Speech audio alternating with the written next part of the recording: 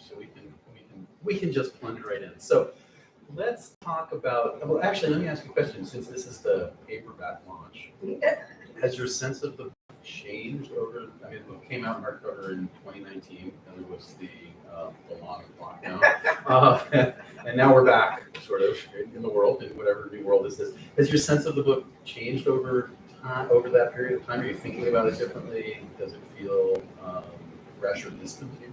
Fresh, or distant? It's hard to describe, really, because the typical sort of life cycle of the book is to tour the hardcover, and then of course there's a few months later, then the paperback, and then you kind of put it behind you and begin the new project.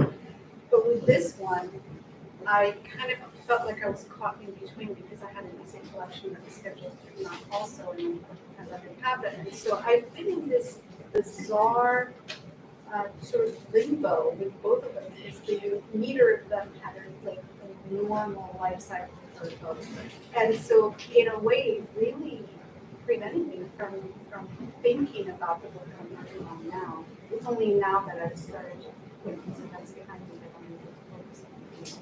So yes, in a way, I guess the way that I've been thinking about the book has absolutely changed. It feels more distant.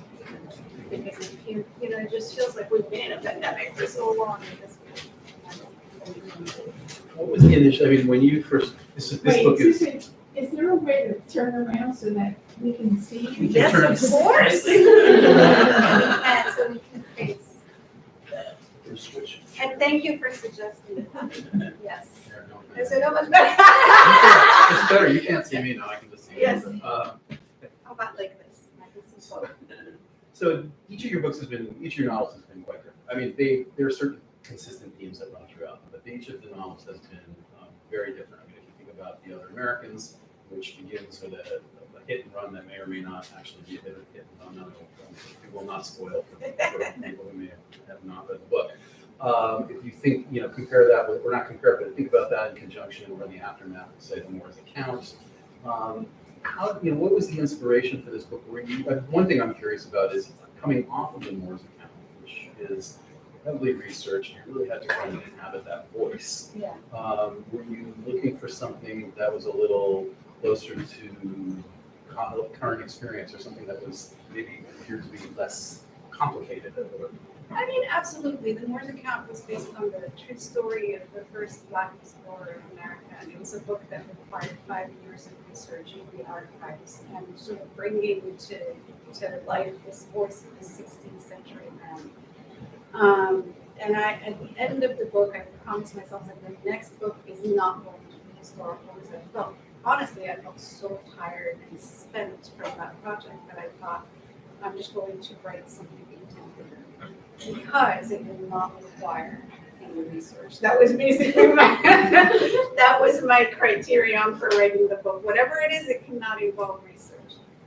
And so after The Moore's Account was in copy edits, I had the idea for this book. And as you say, it begins with a crime on the first page, or it's a hit mark, which may well be the perfect crime I discovered as I researched this. So this ancillary knowledge can come in handy. Yes, yes.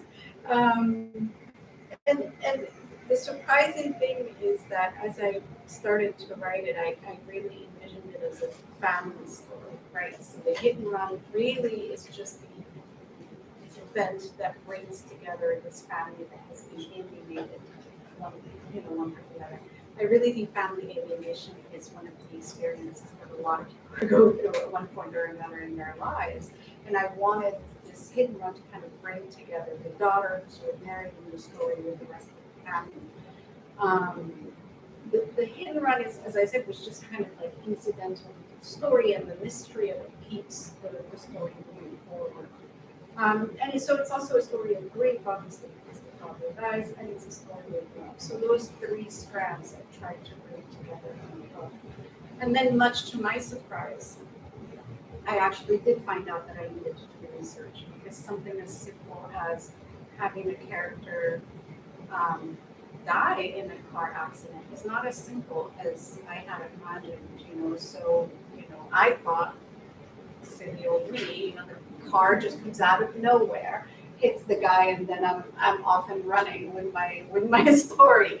But as it turns out, it's actually not easy to kill somebody in a sort of a collision of that nature. So I have to research the kind of cars that require the kind of collision, it would be angle, all of that sort of thing that being a bit more research on it. So I was trying to get away from Right. research, but then I realized it needed research. And then, of course, you complicated it by having 9 different, like a chorus essentially of 9 different voices. Yeah. I'm curious about how that, I mean, you're a very voicey writer in general, and Morse Town is the voice town. Yeah, I've heard about that yeah. voice, but I'm curious how that began. Did you know right off, or at what point in the process did you know you were going to be using multiple narrators, and how did it expand out to that group? Yeah, so initially I had the 3, remember when I said the 3 sort of ideas, the brief, the love story, and the crime that tied it all together.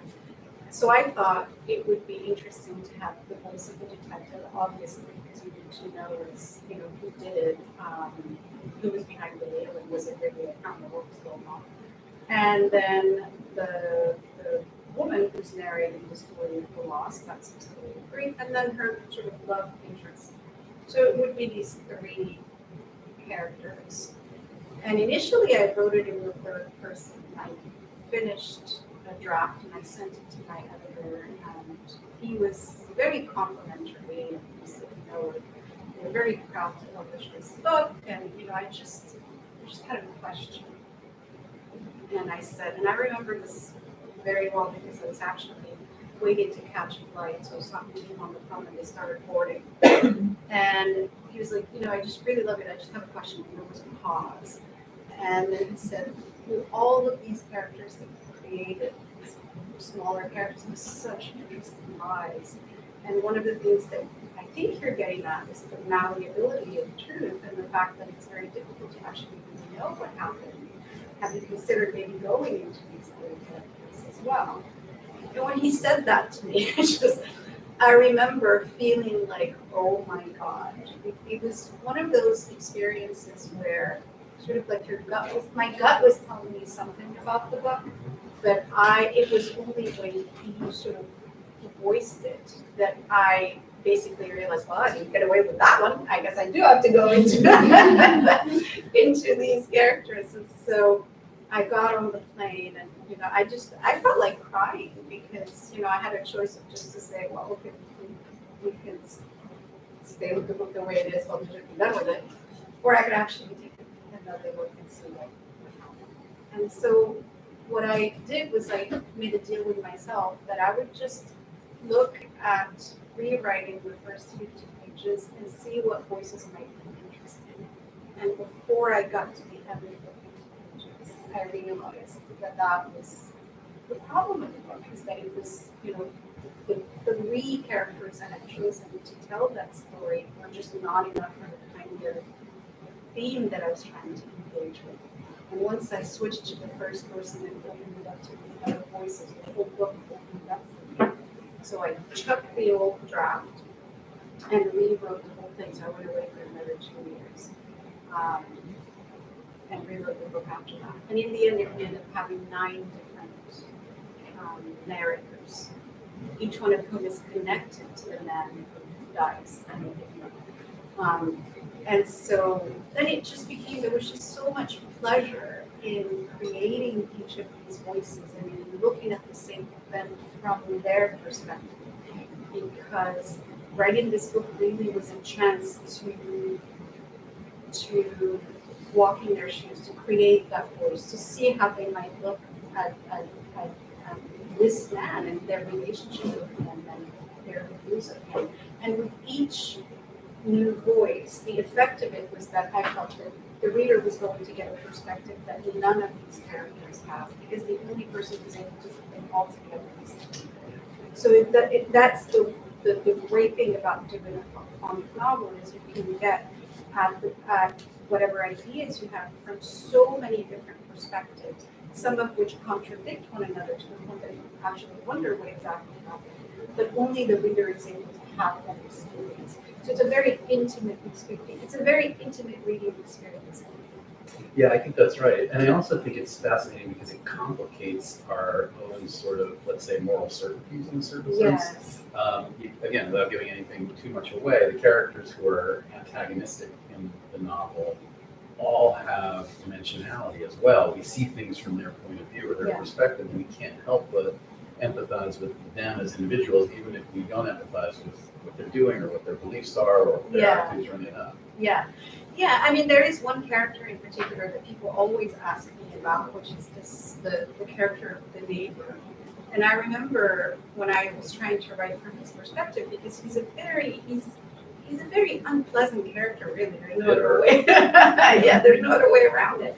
But when we are narrating our stories, we use voices that are maximally empathetic. Nobody goes around saying, I'm just not a nice person.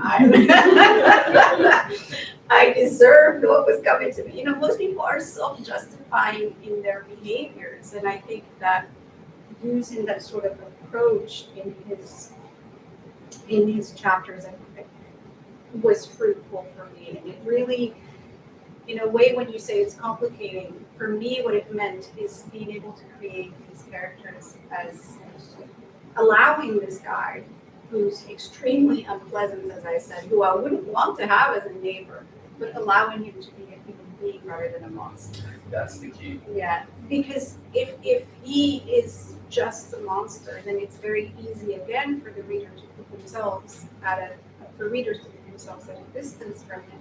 Whereas showing sides of him that make him more like us actually makes it much more complicated to just condemn or condemn. So it's created a bit more complexity in a way.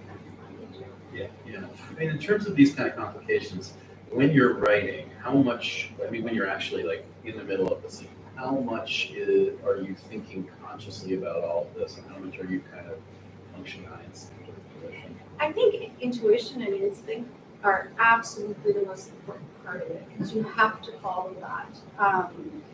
When I'm writing, I'm trying to, obviously, particularly with this book, to try to stay within what the character knows in terms of point of view, what the character feels, but also letting my instinct guide me, because oftentimes your intuition, was it Ray Bradbury that says your intuition knows what it's doing, so get out of the way? I think that sounds like a Ray Bradbury quote. Yeah, so that's oftentimes when I'm writing the scene, something will happen, and I myself can't explain it to myself, like why it went out that way.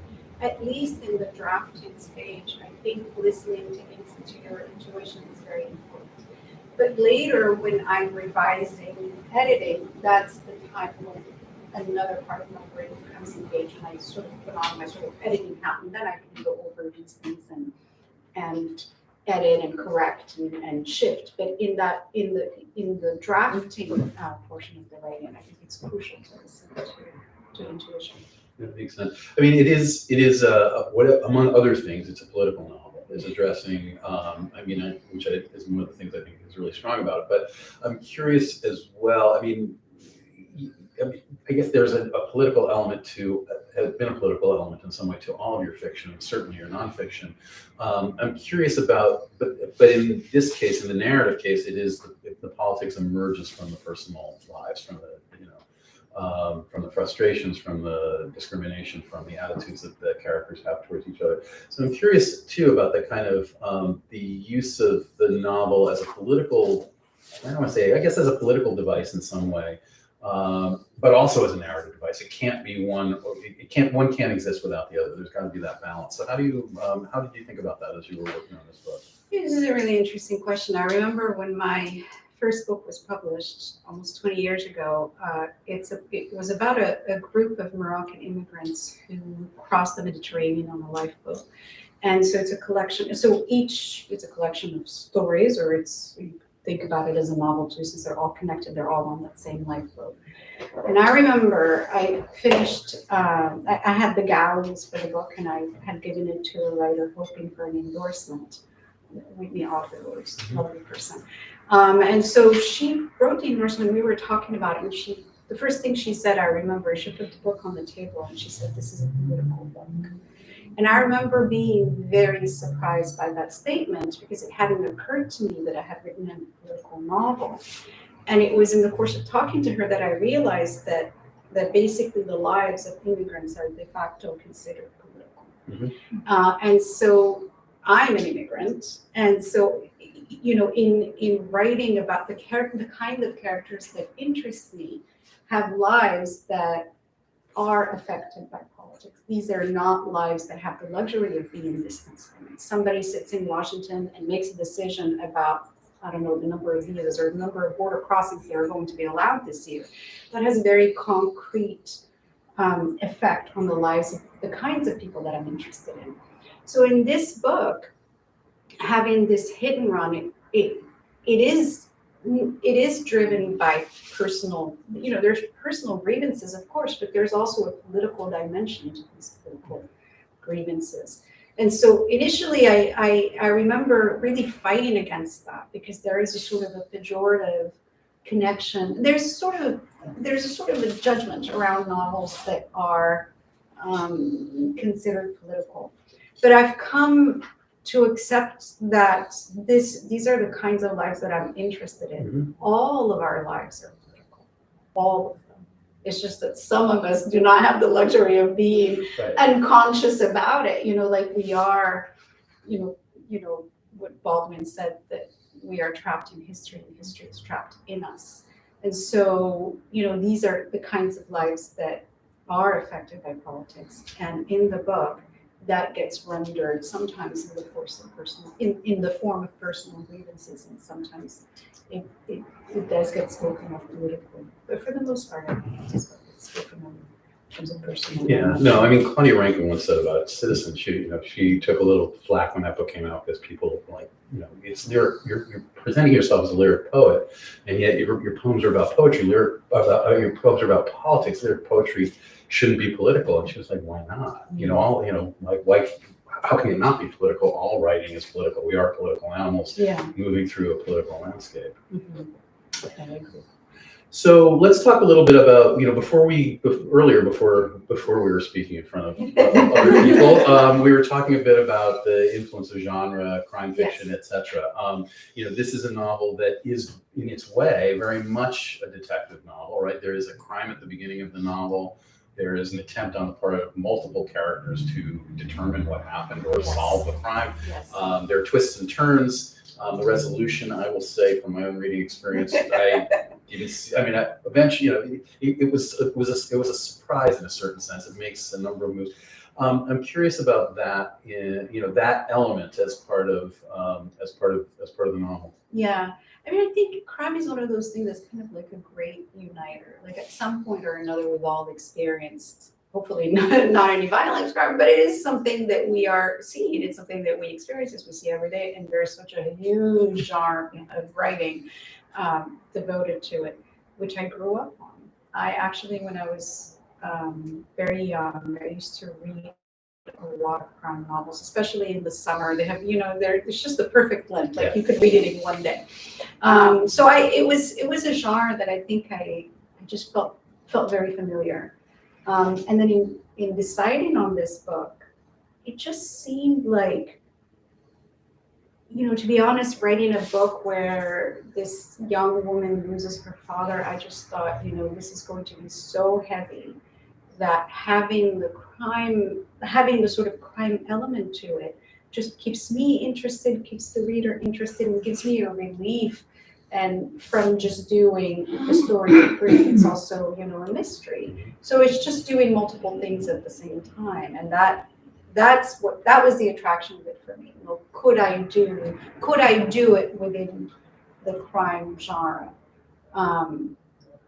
And I had never written a crime novel before, and so, but I know people who've written crime. So I wrote our mutual friend Todd Goldberg. I wrote him an email, and I said, Todd, what should I read? And he gave me a list of what he loved, and I went out and I read everything. So it's thanks to Todd that I was introduced to, for example, Pete Dexter. I Paris Trout. Yeah. And then I read all the other ones, The Paperboy and the others. And of course now I'm blanking on the others. But anyway, so he gave me a list and I started reading them. And then I read also other novels like, I think we talked about this, Run River by Joan Didion, which was her first book, also starts with a crime. Yeah. So I just basically spent a few months reading, kind of figuring out sort of the challenge of when you have something like a hit and run, like how do you reveal clues? Like at what pace do you reveal the clues? How do they come about? How does it all come together at the end? And sort of studying that and trying to use what I learned in doing this book. Yeah, and I also think the crime novel often is a social novel as well, because it can, it moves through various strata of society. That's true. And this novel is very much a social novel in that sense also. That's true. And so I'm curious about that relationship. I mean, it's a fascinating multi-generational immigrant saga in a sense. It's a classic American story in the sense of a family coming over and, basically getting themselves established and then pushing their children or allowing their children, educating their children and giving them the mobility to move upwards in the society. That's definitely what's going on here. You even have, Nora, who's an artist, the family of my immigrant grandfather used to say, rags to riches to rags in 3 generations. That's the family saga. Right? The immigrant came over, they professionalized, and then all the grandchildren became artists. Yeah, I get it. So I'm curious about that. I mean, that's for a lot of readers, I think, regardless of background, that's a really recognizable dynamic. So I'm curious too about kind of that sort of both that sort of American social novel in a certain sense. It does seem to play that role as well. I wanted to write, like I said, about this story, this family story, which they happen to be immigrants. So this couple immigrated from Morocco, which is where I'm from, 35 years ago, and trying to decide where to set the story. I had my eye on a small town, obviously, sort of like as a metaphor for a larger country. And then they come here and work, as you said, and then try to establish themselves. And as often happens in these families, the older daughter sort of does what you're supposed to do. She goes out, she becomes a dentist. And then the younger daughter does what you're not supposed to do, which is become an artist. And that is a sort of recurring tension in the book. So it does have that element to it. And then the hit and run happens and they meet a detective.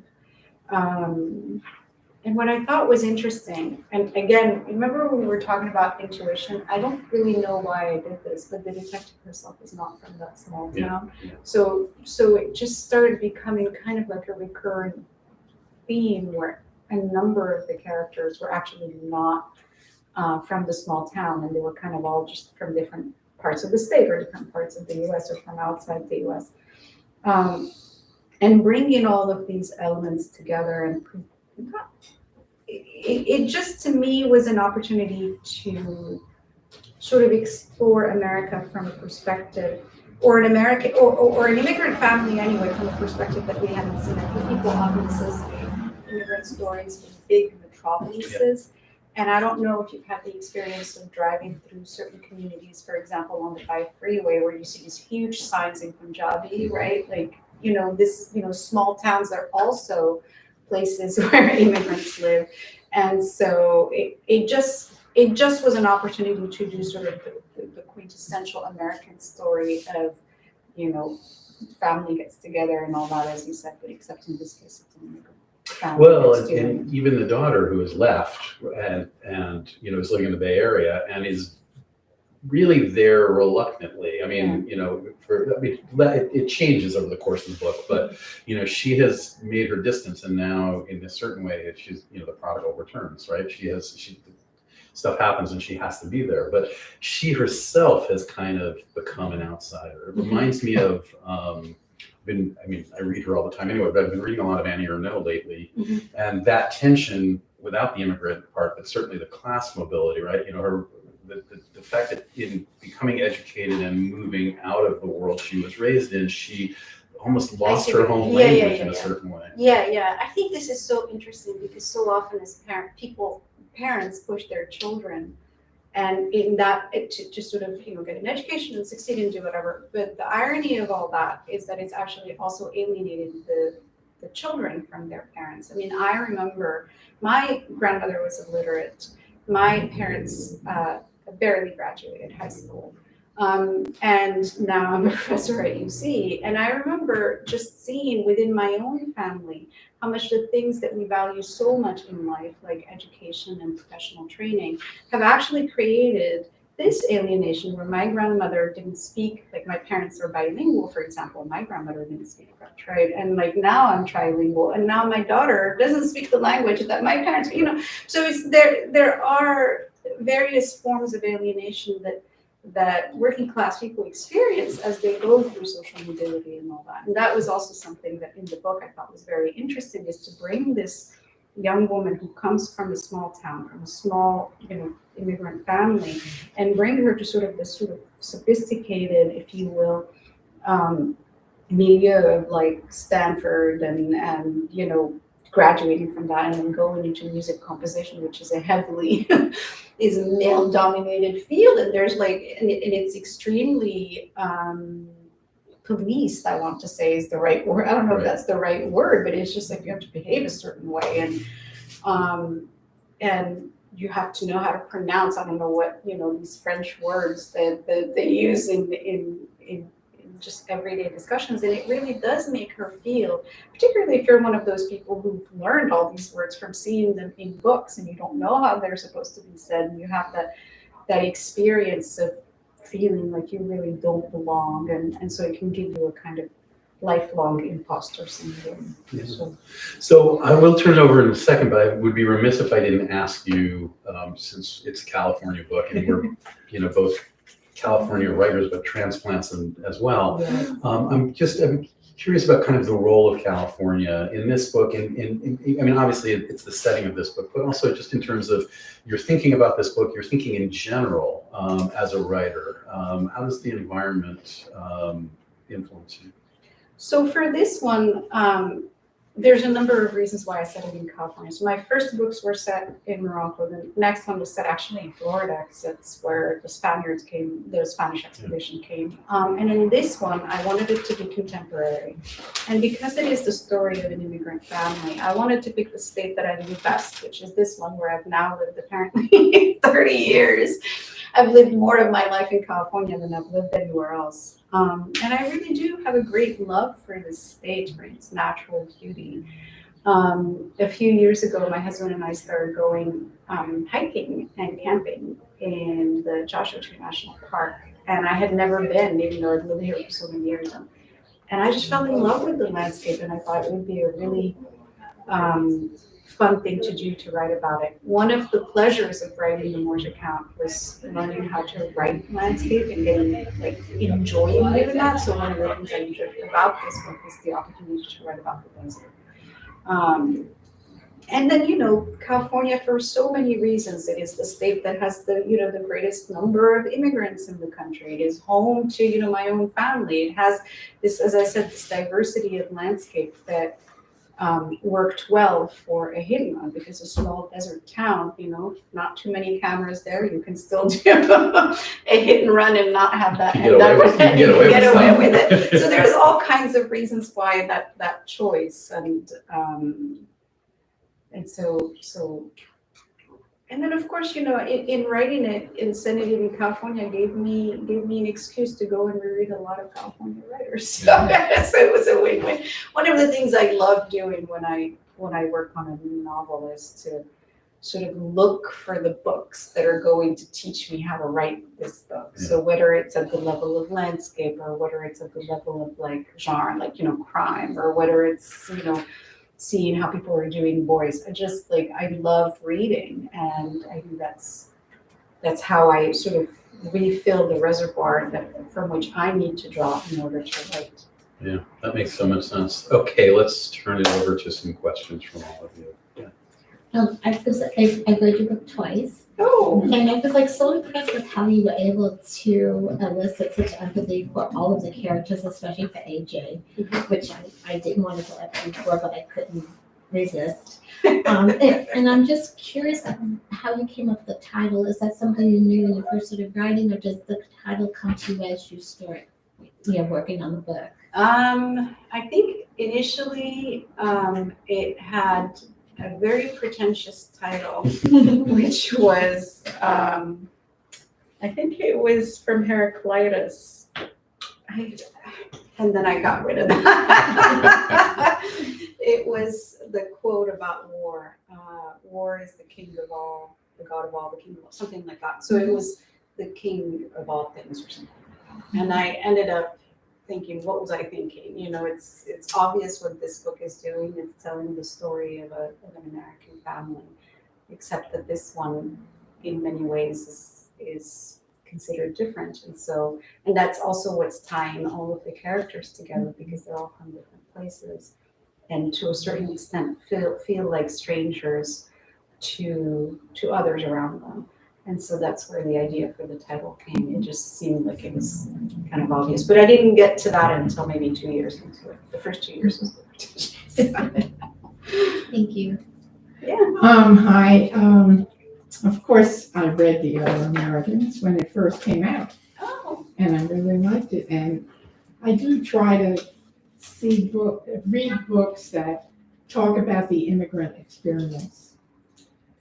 So I went to Morocco last October, and it was just beautiful. It was wonderful. So then when I heard that you were coming, I decided to read the book again.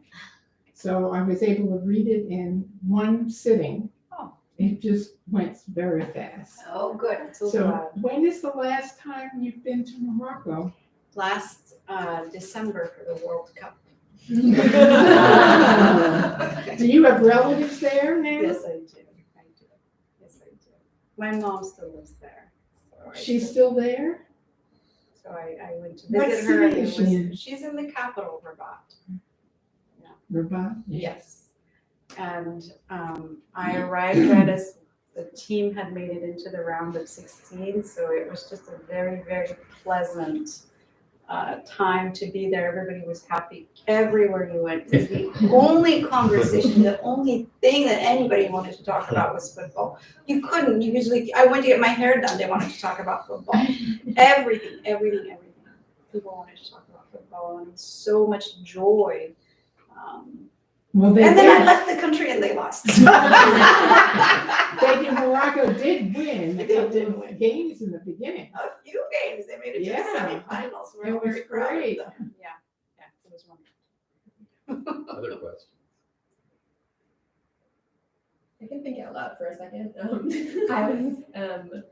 It was interesting when you were talking about the reliability of the narrators, the different narrators, because in my head, they're all very reliable. Like, no one is, you feel like there's a sense that it could be the detectives interviewing them each time, but then there's also a sense of like, no, you're really hearing their innermost thoughts.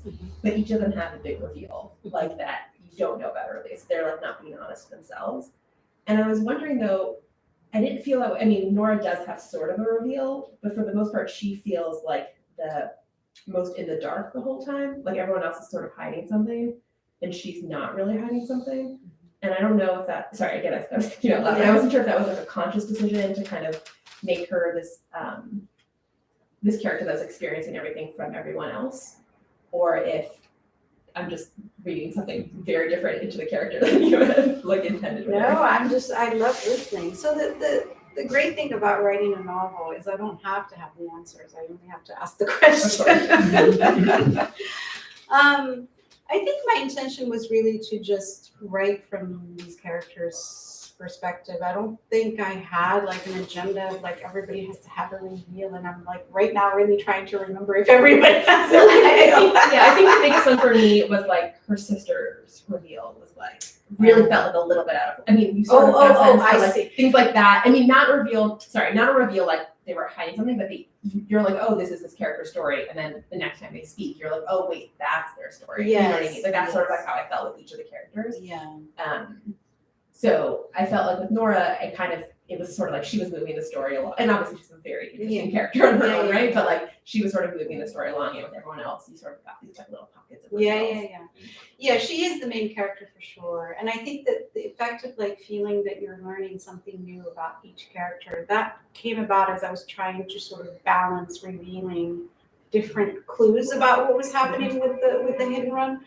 And so one of the things that happened when I was working on the book is shifting the order of the chapters over and over and over. It was like a puzzle. I was trying to figure out which voice should come first, and and I messed around with that order so much in order to be able to give sort of texture to the reading experience. So you experience different emotions as you're reading, but also you find out new things as you're reading along. And that came about from changing the order repeatedly until I felt like I had the approximation of a crime story with different clues. Yeah, I think for me, like in retrospect, one of the most interesting chapters was, I'm forgetting his name now, but the owner of the bowling alley, not AJ, but the dad, when his chapter, and like I had to reread that chapter after I read the whole book, just to understand like how he was telling his story. So I thought that was like a really poignant way to think about that. Yeah. I mean, the way to think about it is they're all maximally empathetic to themselves. And then when he said that, I was like, that's such a great way of putting it. Yeah, that was really Like everyone. Yeah. This I'm going to ask you, this raises a question about plotting, because I think that, obviously the conventional wisdom is that the crime novel has to be perhaps more tightly plotted than a non-crime novel, let's say.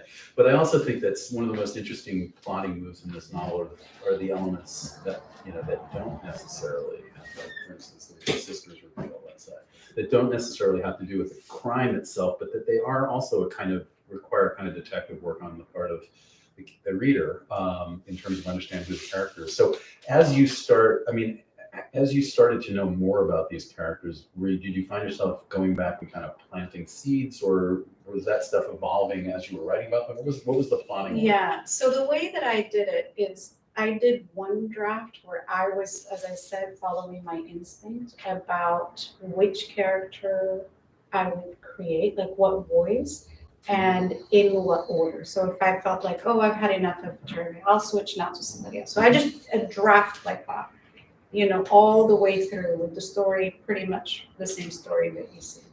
And then I went back and I made a list of all of what I had written with each voice. And then I would go back and go, wait a minute, I've been with these two for 50 pages and people, I'm forgetting these, I need to bring these up, or, so that was that. But then there was also the real way that I revised, which is that I would stick with one character so that their voice would stay in my head, and I would revise all of the chapters of that character. Then I would switch to another character and revise all the chapters for that character and do that. And by doing it this way, I think it just got me to know each one of them a little bit better. Mm-hmm. And then that oftentimes helped me once I went back to then look, okay, how's my balance here? How are my chapters fitting in terms of like keeping the crime aspect going? Is it still moving along? That's when I then started again, adjusting the order of the chapters.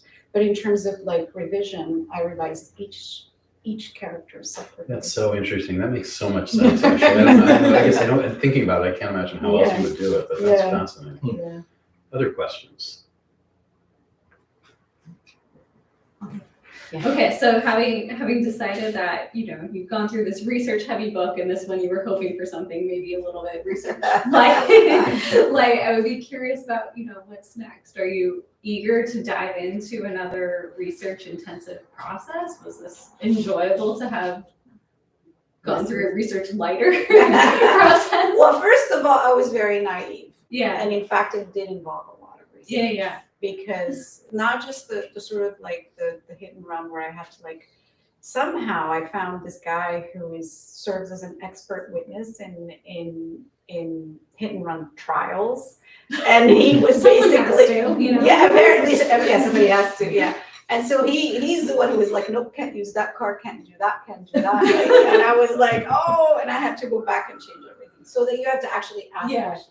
But just basic things, like I remember having legal questions, and I have a friend who used to work as a VA. And I asked her, and I got frustrated because no matter what legal question I would bring her or legal scenario, her answer was always the same. It depends. You know, will the cops do this? It depends. It depends how many cases they have going on, you know, so there was that sort of the legal research. Then there was, you know, other things like I can't carry a tune, I can't read musical notations, you know, I don't play an instrument, and my character is a composer. So I have to actually fake it. I have to make it sound like I know what a composer is going to sound like. So there's a bit of research with that, you know, if I'm a young composer, how might I go about supporting my art? What fellowships might exist, you know? So like there's a lot of, you know, things like that. So it ended up being more research than I expected, even though it was supposed to be research like, but nothing compared to the previous one, that's true. For this new one, this new book that I'm working on is set in the future, which That's hard to research. Yeah, yes, it is hard to research, that's exactly right. And so Great that's, job so of solving the research. yes. I'm getting away from it, David. You see that, you see it. But it is also, it's set in the near future. So not in like the year 2500, right? Yeah, so it's yeah. set like a little bit closer to us. And it's involving, it's almost like involving projecting where we're going to be from now into the future. And the research itself really is not too bad. It's mostly like understanding how algorithms work, how large language models are trained, how, you know, things like that. Basically, like how, you know, you might go about doing algorithmic policing, which I am very sorry to report is already happening. Not just algorithmic policing, but even algorithmic sentencing. I mean, it's some of the stuff that is going on already in this country. It's just, I think if people were aware, like, so my job is basically to imagine this at scale, you know, 30 years into the future. So that's basically.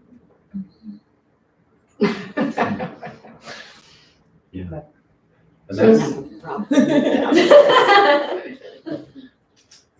all right, there's another question we can do that, or should we move to signing some books and things? I have one more question, but I feel like it's a question that every author hates, but so I don't know why I practice that way. But I'm curious what you think her dad was calling about. About Well, what? her dad? Yeah. Oh, I know what he Oh. was calling about. But do we know what he's calling about? Oh, that I don't know. Do you know? I know. I can tell you, but The whole time I was reading it, I thought he was just calling. Like it wasn't. No. So he was calling to tell her. Yeah. In my head, that's how I thought of it, even if it's not spelled out, but that's how I thought of it. Yeah. But see how you thought it. That means it did work. I It felt like this whole idea that like you always, in retrospect, always think things are heavier than they are, and then it's like no, it's actually just. Oh, that's true. That's also I think another that's how possibility. that's like the tone that I felt when it was Yeah. here. But, Yeah. But you were supposed to. I felt that you were supposed to feel that tension, but that in the end, it's like things just happen. Yeah.